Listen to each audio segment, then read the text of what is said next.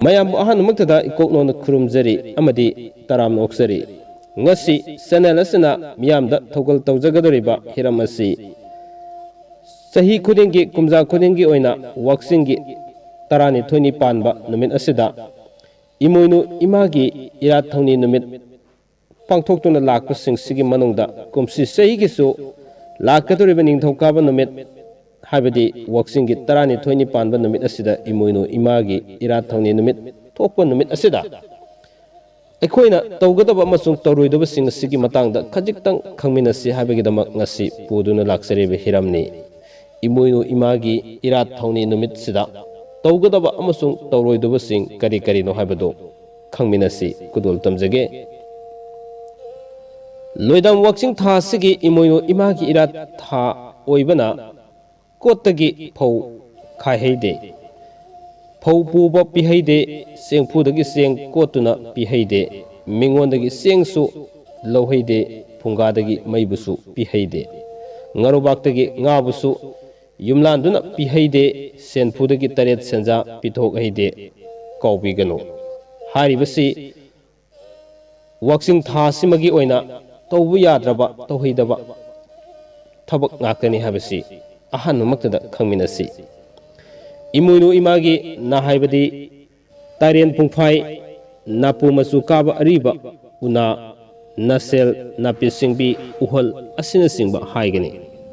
atai polam phangdrabasu tarial matol ahum longba ama aduga pungfai mana manga panba ama aduga hariba pungfai asi mana adu mayol satpa oigadabani posang ani sidanasu kokthok samthokpa tawba yai haibasi khangminasi masida isengliba ising aduna sanamahi lainingthau laimaren anida songhanba yade haibasi khangminasi maramaduna mathangda aina khudol tamjaningi basi imagi irat posang adu kari kari no haibasi Eikhoina khangminadaba yadaba mas oibana maram oraga khara khajik myamda panjaramge ahanbada imagi fanek ama inafi ama khwangset namkhang ama anisubada lainingthaugi faijom ama kokyet ama inafi salailengi ama ahum subada khoiru thongmai ama mengkruk khara langthrei matol ahum sangbrai matol ahum lei angoba khara lapoi laphang sangthokpa ama aduga akatsel ama Tarit subada samchet ama mingsel ama lik ama hairam ama leiram ama haimanam naiba ama maru oina haichang na hena pe aduga nga angoba ama nongmadugi charagi seng manamasing maroi mapang thau thum kazub ama aduga hawaina singba mathelgi polam sing haplaga athen pot semlaga kat kadabani matam simaktada Imoinu Imagi mingkhairon lairol thigadoriba mingkhairol adu khudol tamjarake Imoinu Imagi mingkhairon lairol adudi he ima leisren leipunbi leimaren sayol oiribi isi taktabi arai kangdabi Imoinu ohongbi asaubi ahumnu leimagi lairolna tara sakning khakna saksaubi wanglei yening khakna yen saubi wail wangam thaurangbi huel lancheng safabi ilgi khutsingli oiribi pegi sahum oiribi hipopi yaipopi hi leima hikubi yaikopi hi leima hikubi yaikobi yaisna kauna mingkhaibi leima taret sayonbi akhomnu leimagi lairona asumna haibigani naktha leima paukdoibi phurep leima luchaubi phurep sangjau oiribi phurol walonlungda yatabi ayukna sara nongdambi numidang sara nongkhaibi taibang nauyo naukonbi ima hausam tongdamnabi Imoinu ohongbi asaubi aduga leirinu leimagi lairona asumna sonbigani arinu leisinbirao ahumnu humjinbirao akhomnu khomjinbirao kangla sira mari maktada Malem Maikai Mari Sungdai Nipan Maktada Ilgi Kusingli Singlibi Singbugum Singsinbiu Pegi Sahum Supugum Subsinbiu Igi Tatpiganu Ikong Kangbiganu Tara Sakning Khangna Saksobi Wanglei Yening Khangna Yensobiu Hairibasing asi mapung oina Eikhoina khangdaba amadi fadaba loinana haidaba taragasu sorakna Eikhoina tawdaba yadaba mawong matawsingda karamna tawgani haibadasu thamjarake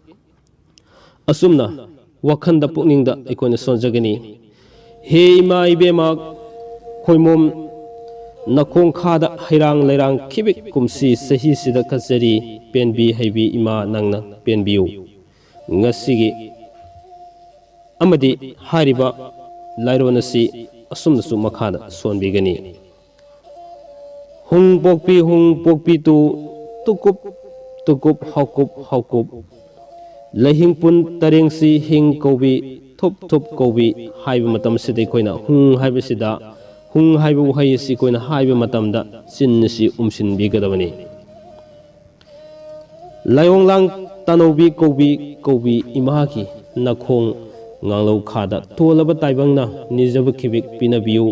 latnaba leitana thaujan lankubiu lengdana leibiu he ima asum haibigani Imoinu Imagi Mingkhiron lairol asi hek sonba loibaga imungi mi punamak nokpok onduna khurumduna thongnijagani thongnijaba hek loibaga imada katsariba nga angauba seng hawai yensang napi thau thum maroi mapang punamak khubak ahumlak khuraga kaithok pigadabani madugi tungda thong thaktuna ayuk katpagi sara numidang katpagi sara tamgani madu thongba hek loibaga mayam phaminaduna sakmin thakminagadabani numit asida khana sainaba nupa nupi phamdinaba mikap mirau khol taba amadi imungi lanthum pochei huran khiba fatte haksang da thongba phibu maina sakhaide taibang haksang busu khambi maina waheide haiba Imoinu Imagi laigi wayan leiribani lairimbi Imagi Irat panumit asida imungi laimaral sidabi amadi laining thok sanamahida athenpot ani mairaga konana katkani athenpot ki polamdi mai sangdaba uhai mana masing lapoi sang thokpana singba oigadabani amana nongmagi Imagi phunga lairuda lukkat patarabadi saksadum ohum yensang khara lada hapnabagi tungda Imagi asamba lairol asi solloga katpigadabani lairol adudi Imoinu Ima ahong chawbi asi tattabi arai khangdabi tara sakning khakna saksaubi wanglei yening khakna yensaubi furup leima lusaubi amadi leimarel phamthon karibi ima nangna nasana nai singbu wata padababu pinabiu haina mai nokpok onduna khudak kunduna khut ani leitana khurum jagadabani asumna numittu da Eikhoina Imoinu Imagi Irat thongni numit Eikhoina tawgadaba sing asi asumna tobigadabani ngasigi thamjariba hiram asi nuksijarabaigi subscriber sing viewer sing na thambiru haibigidamak masi hana thamjabani aduga matung tarakpadamuk Imoinu Imana yabiba yabidaba haibidi Imoinu Imani yumma mapana matamna yabiba nupa amadi nupigi sana lonsat sing angang singna khangbigadaba sana lonsat sing amasung Imoinu Imana yadaba sana lonsat kari leiri haibadu mathang manau naina khudol tamjarake ngasigidamaktadi lakadoriba waksingi tarani thoini panba nithokab numita kanglei fak asida kanglei gi yumthong khudingda pangthoknagadoriba Imoinu Imagi Irat thongni numita matau karamna pangthokani haibagi samlappa bawdamasi matang aswaida tension jage mathangi hiram singda Imoinu Imana yadaba nupa amadi nupigi sana lonsasing yum amada tawgadabasing kari no haibadu makhata na dum khudol tamjarkhige ngaiminasi loiba phawo tabiba amadi loksin biba kyabu channel asigi maikaidagi ngamkhai leitena thagasaba phongdoksari haiba wafam thamjaraga kanglei fakna yai fare punamakpu amuka sohna punyamjari